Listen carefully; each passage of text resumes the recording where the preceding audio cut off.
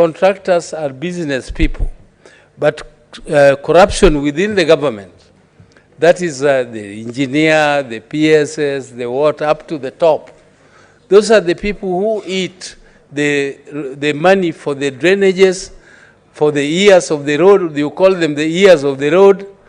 You find a very beautiful road is built, but it does not have an ear, it does not have drainage, because that contractor is recovering the monies he has paid to the pockets of individuals.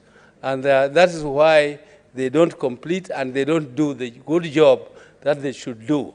So if this government where Cherargei is a very prominent member, stops this corruption, which has been there from government to government. It is not the whatever you call handshake or what.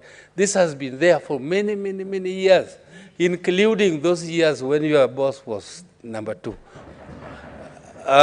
Mr. Speaker, if they stop this, if they stop this, then our roads are going to be good. It is not